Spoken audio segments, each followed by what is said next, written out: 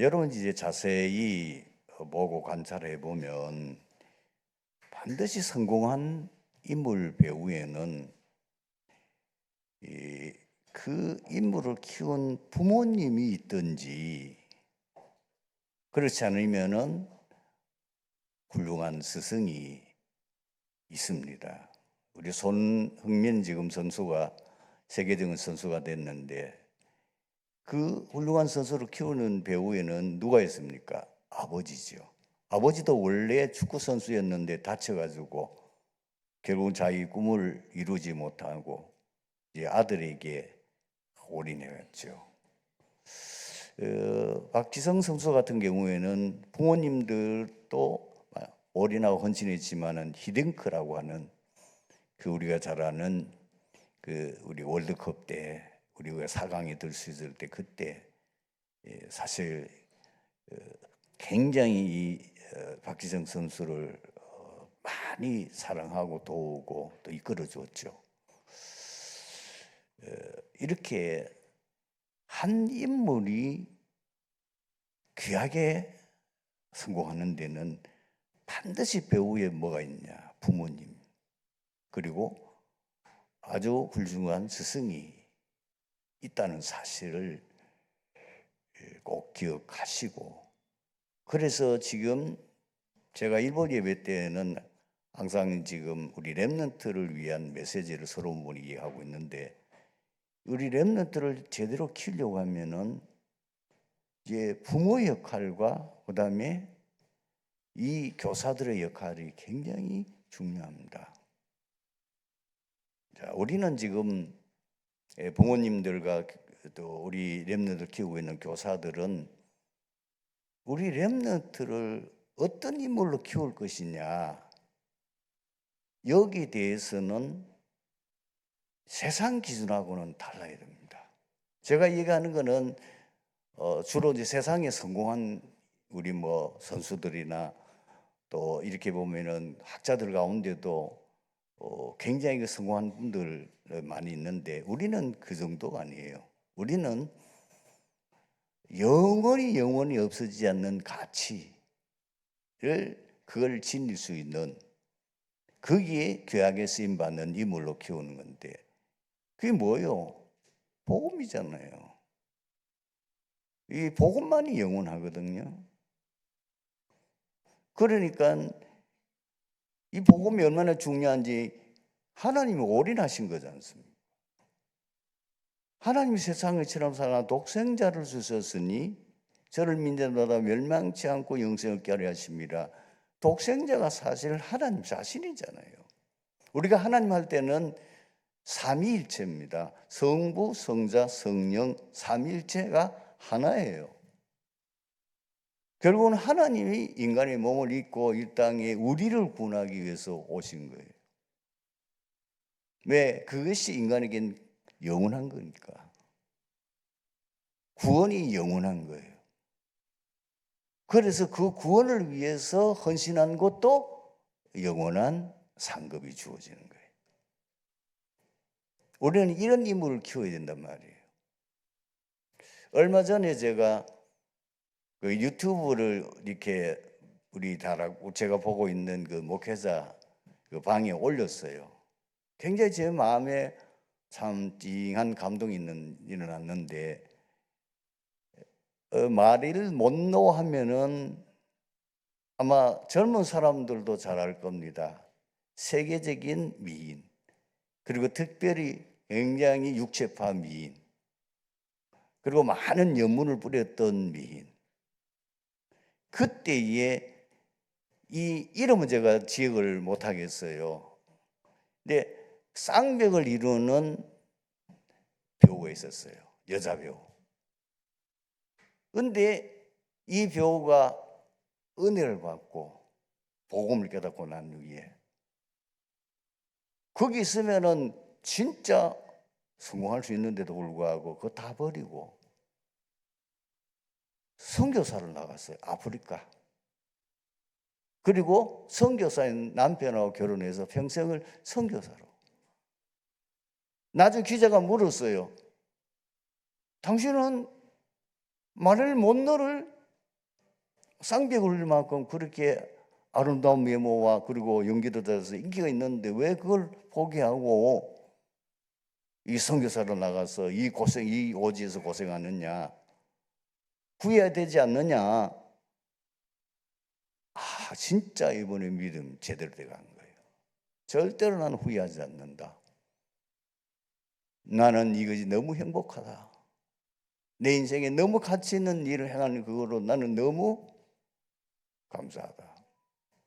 우리가 잘한 대로 말린 못 내는 40살도 안 되었어. 35인가 약물 중독으로 비참하게 죽었어요. 누가 참 성공자예요? 누가 진정한 우리가 객관적으로 봤을 때 누가 정말 제대로 인생을 산 사람입니까? 여러분, 세상 성공 안개 같아요. 세상이 성공해서 우리가 만약에 예를 들어서 세상이 인생의 전부라면 그래 살아야죠. 세상이 성공해야 될 거 아니요.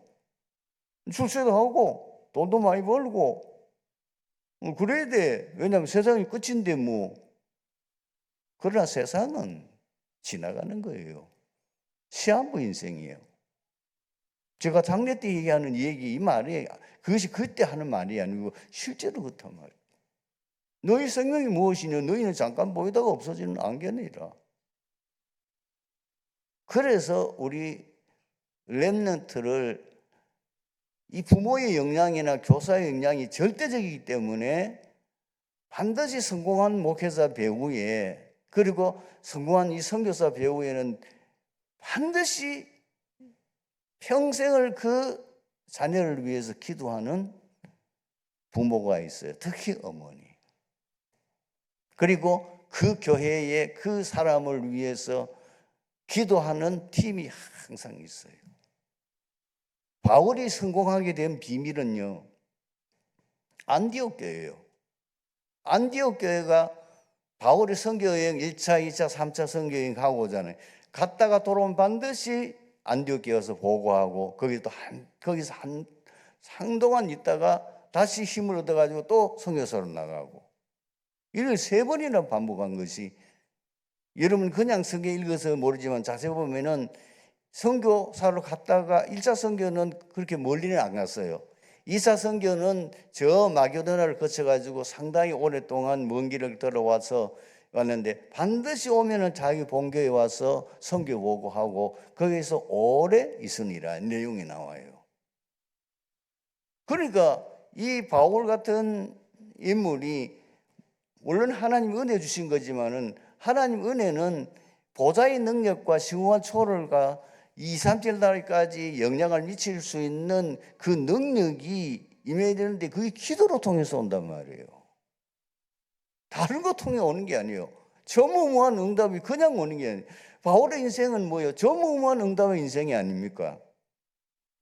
그 응답이 그냥 오는 게 아니란 말이에요. 그래서 우리 부모들은 일단 내 자녀 그리고 내가 맡고 있는 이 렘넌트를 복음 위하여 평생 세계 복음화 위하여 하나님 앞에 쓰임받는 인물 그걸 목표로 세워야 돼요. 그것이 영적 서밋이 돼야 돼요. 영적 서밋 되면은 그 다음 따라오는 것이 기능 서밋, 문화 서밋은 따라오게 돼 있는 거예요. 그렇다고 하면은 부모님들이 어디 이 아이에게 영적 서밋은 뭐냐? 내용은 간단해요. 그걸 이제 실제로 그게 이제 되도록 완전히 심어야 되는데 못 심어서 그렇지 복음 각인 기도 불이 전도 체질되면 돼요. 사실 그게 답이거든요. 그래서 실제 우리가 어떻게 사역을 해야 되느냐는 거예요. 저는 첫 번째 중요한 것이 기도라고 봅니다. 여러분 반드시 부모는 최소한도 하루에 한 번은 자기 아이들 이름을 불러가면서 축복 기도해야 됩니다. 저는 매일 아침마다 우리 교회 성도들 한 바퀴 다 돕니다. 제가 지금 기도하는 거기에는 우리 성도들 이름이 다 있어요. 지금 해외 나가 있는 우리 가족들, 선교사로 나가 있는 분들, 사실 제가 이거 처음 목회하면서 이걸 해보려고 하니까 안 되더라고. 몸부림치도 이상하게 안 돼. 이게 내가 평생을 쌓아온 문제인데 어느 날 제가 이 나이가 되니까 이게 되는 거예요. 이제 저는 이거밖에 기도 안 합니다. 계속 돌아갑니다. 생각하고 가면서 보고 늘 이제 기도할 때 보좌의 능력 역사가 바로 임하는 거예요. 시공간의 역사가. 그게 미국이 있든지 상관없어요. 내 자녀가 큰아이 미국 있지만 여기서 하면 거기 역사하는 거예요. 2, 3절 날까지 이 역사가 미치게 되는 거예요. 자녀를 렘넌트를 키우는 최고의 첫 번째 방법은 내 방법으로 안 돼요. 내 힘으로 안 돼요. 저도 많이 훈계도 해보고 그리고 여러 가지로 잔소리도 해보고 많이 건면도 해봤는데 안 돼요. 요즘 저는 완전히 포기했어요. 미안합니다. 우리 부교육자들 제가 엄청 잔소리 많이 했어요. 요즘 저는 입 밖에도 입 안 냅니다. 왜냐하면 안 돼. 스스로 깨달아야 되지. 그게 되는 게 아니라는 거예요. 그래서 여러분들이 정말 기도할 때 그 아이를 잡고는 흑암이 무너져. 개인, 가문, 굉장한 치유 역사가 우리 모르게 일어나는 거예요. 그리고 항상 우리 렘넌트들에게는 제대로 메시지를 준비해서 교사들은 전달할 수 있어야 돼요. 메시지는 많은 기도 속에서 나온 메시지를 전해야 됩니다. 저는 메시지 준비에 제일 많이 하는 게 기도입니다. 저는 일주일 내내 기도합니다. 어떨 때는 제가 한 달에 한 번씩 하니까 한 달 기도해요. 이 본문은 다음에 뭐 할 거라는 건 이미 나와 있어요. 그걸 놓고 계속 기도하고 본문 읽고 또 뭐 주석도 찾아보기도 하고 다른 분들의 메시지도 참고하기도 하고 그런 가운데서 성경을 매일같이 읽습니다. 저는 성경 주일 외에는 하루에 구약 3장, 신약 2장 항상 읽습니다. 계속 성경 읽고 왜냐하면 메시지를 들어야 될 메시지 전달자인데 그리고 그 렘넌트의 부족한 것을 이해하고 수용하고 정말 수용해야 돼요. 그 눈에 보이는 걸 다 이렇게 하면 아이 죽여요. 기도해요. 아니 기도로 역사가 그 스스로 깨달아야 되지. 그리고 칭찬을 많이 해요. 칭찬. 절대로 아이들에게 부정적인 말을 하지 마세요. 불신앙의 말을 하지 마세요. 정말. 그리고 분명히 하나님께서 자녀들에게는 다 달란트를 줬거든요. 아무리 모자라도 하나님 주신 달란트가 하나씩은 있습니다. 그걸 계속 여러분 주시해서 기도하고 보고 또 살펴보고 이런 가운데서 보여줘야 되는 거죠. 아, 이 아이는 이런 달란트를 가지고 있구나. 그러면은 그 달란트를 활용해서 이제 제대로 영적 섬에 서도록 세계 복음화에 그 달란트가 도구가 되어 쓰임 받을 수 있도록 하는 것이 중요하죠.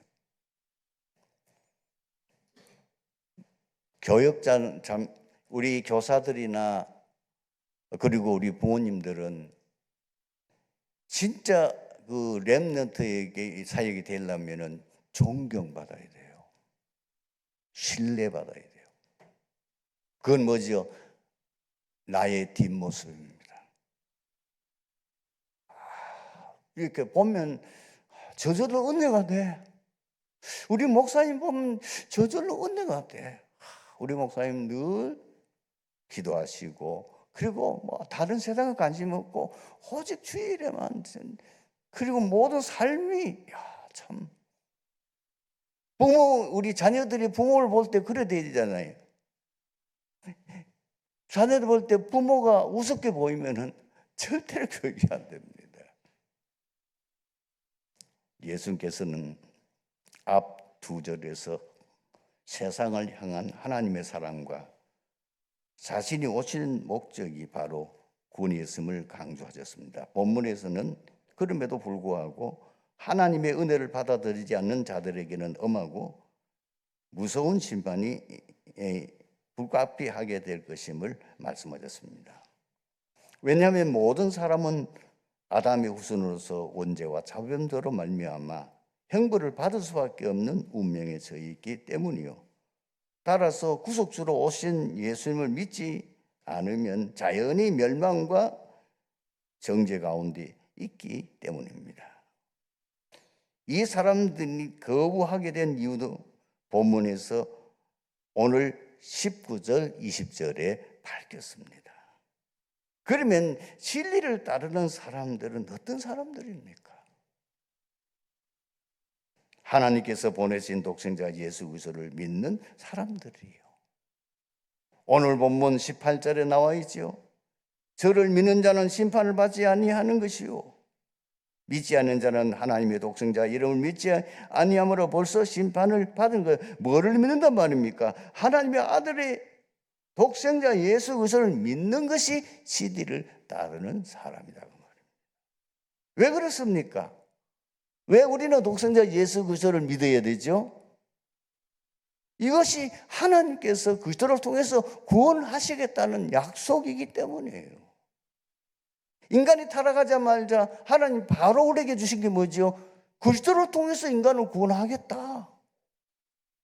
그것이 창세기 3장 15절입니다.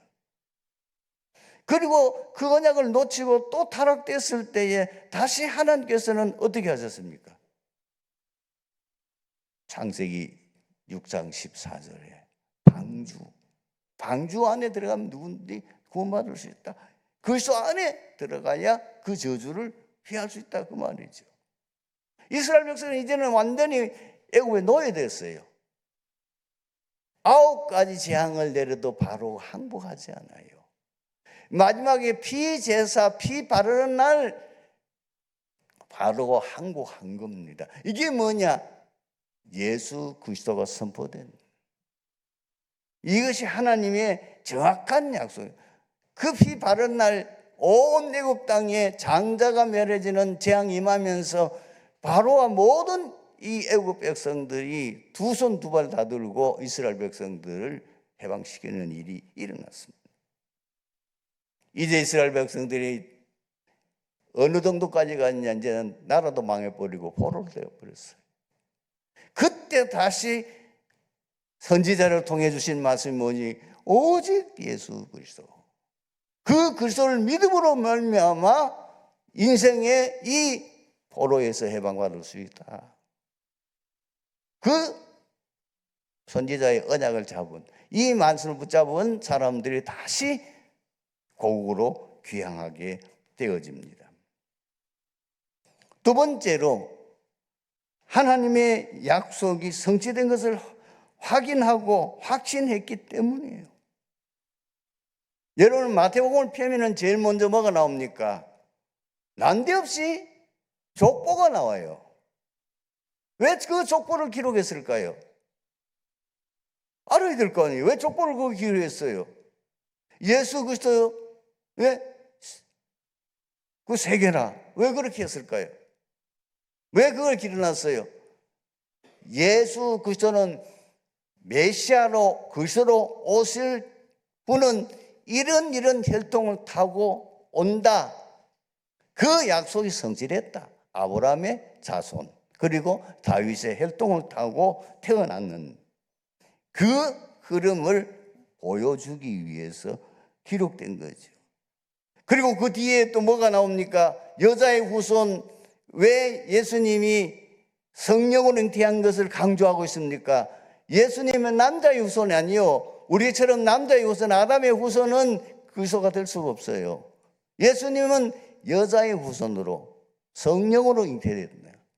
그걸 예언한 그 말씀이 성취되었음을 거기에 기록하고 있지 않습니까? 분명히 주의 사자가 해몽하여 이르되 다윗의 자손 요셉아 내 아내 마리아 데려오기를 무서워하지 말라. 그에게 잉태된 것은 성령으로 된 것이니 아들을 낳으리니 이름을 예수라 하라. 그대로 말씀이 성취되어진 거예요. 뿐만 아닙니다. 예수님께서 십자가에서 실제로 뭐죠? 달려서 뭡니까? 다 이루었다. 예수님이 말씀하는데 놀라운 거는 성전에 있는 지성소와 성소를 가로막고 있는 그 휘장이 위로부터 아래로 찢어져서 두조하게 되었어요. 그게 뭐냐? 하나님과 인간 사이를 가로막고 있는 원죄와 자범죄, 특히 원죄. 예수님 십자가에 죽으심을 알면 이제는 바로 하나님 앞에 나갈 수 있는 길이 열리다면 내가 곧 길이요 진리요 생명이니 나로 말미암고 아버지께로 올 자가 없다 그 말입니다. 예수님은 고린도전서 15장 3절 4절에 바울이 기록하면서 뭐라고 기록하고 있습니까? 내가 받은 것을 먼저 너희에게 전하노니 이는 성경대로 그리스도께서 우리 죄를 위하여 십자가에 죽으시고 또 성경대로 삶 안에 부활하셨다고 기록하고 있습니다. 세 번째로 왜 우리가 예수 그리스도를 우리가 믿습니까? 예수 그리스도를 믿음으로 구원을 받을 것을 확신하기 때문입니다. 분명히 요한은 이렇게 기록하고 있습니다. 이 말은 예수님 직접 하신 말씀을 기록한 거지요. 요한복음 1장 12절 영접하는 자, 그 그림을 믿는 자들에게 하나님의 자녀가 되는 권세를 주셨으니 예수가 그리스도는 사실을 이 성령의 감동을 통해서 베드로가 알고 고백한 것이 마태복음 16장 16절에서 20절이라.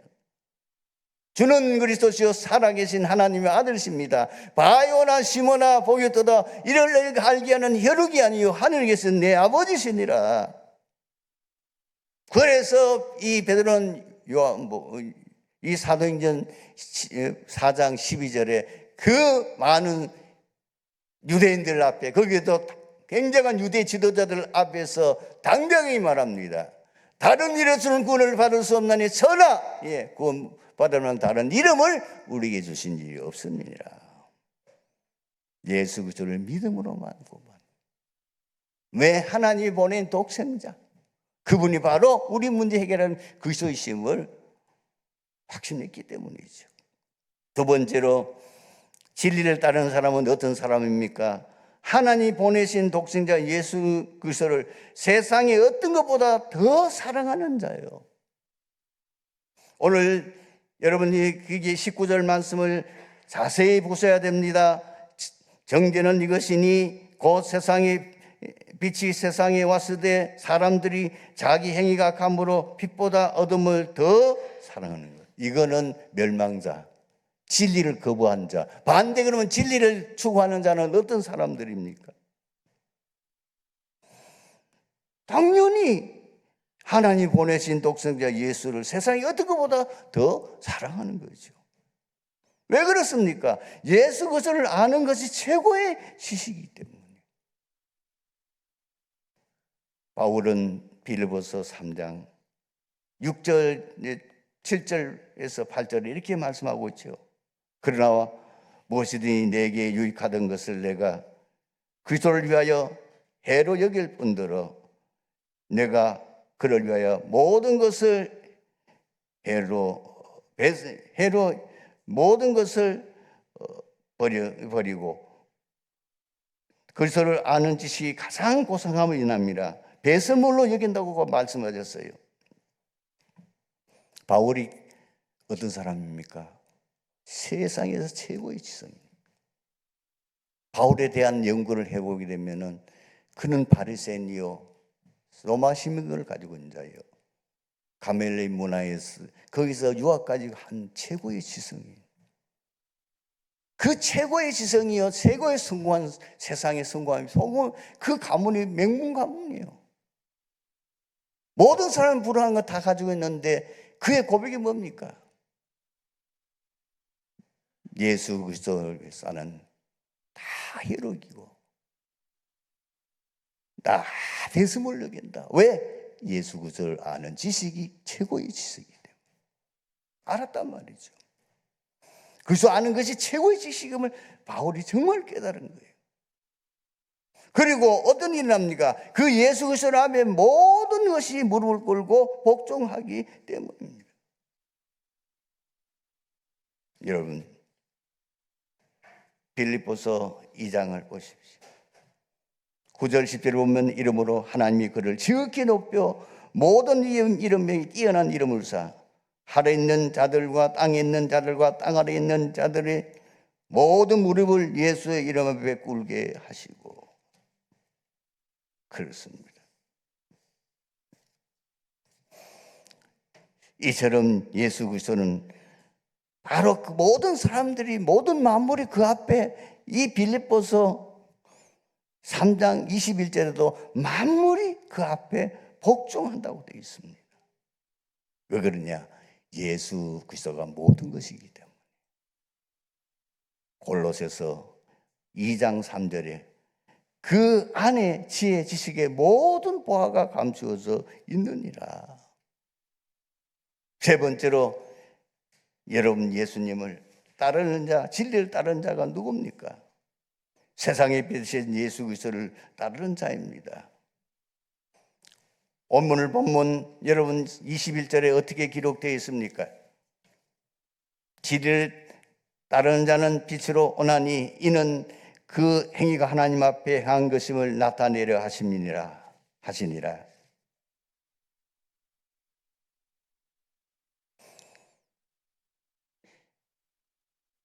아무도 해결할 수 없는 지옥 문제를 해결하신 참 선지자이기 때문입니다. 예수님을 따르는 이유가 뭐죠? 바로 죄로 난 저주재앙을 완전히 해결하신 참 제사장이기 때문입니다. 분명히 마가복음 10장 45절에 인자가 온 것은 섬김을 받으려 함이 아니요 도리어 섬기려 하고 자기의 목숨을 많은 사람의 대속물로 주려 하십니다. 아무도 해결할 수 없는 사단의 문제를 해결하셨기 때문입니다. 분명히 요한일서 3장 8절 하나님의 아들이 나타나기 위해서는 마귀의 일을 멸하라 하십니다. 그리고 이브리서 4장 12절에 보면은 어떻게 기록되어 있습니까? 자녀들은 혈육에 속하였으며 자기 그도 또한 같은 모양의 혈과 육으로 함께 하사 죽음을 통하여 죽음의 세력을 잡은 자 마귀를 멸하라 하십니다. 예수 그리스도가 바로 아무도 해결할 수 없는 인생 이 문제를 해결하신 사단을 꺾으신 참 왕이시기 때문입니다. 오늘 말씀의 결론입니다. 진리를 따른 자는 어떤 결과가 오게 되어집니까? 심판을 받지 아니합니다. 그리고 하나님 안에서 행하신 것에 증인이 됩니다. 그래서 우리는 진리를 따르는 절대 망대가 되어 2, 3절 나라 오정정을 살리는 증인 되시기를 주님의 이름으로 축원합니다. 아버지 하나님 감사합니다. 오늘 말씀 속에서 우리 모든 트리티교회 성도들이 시대의 최고 응답받고 현장에서 복음의 증인을 설 수 있는 놀라운 은혜와 축복이 임하는 시간이 되기에 하옵소서. 예수 그리스도 이름으로 기도드리옵나이다. 아멘.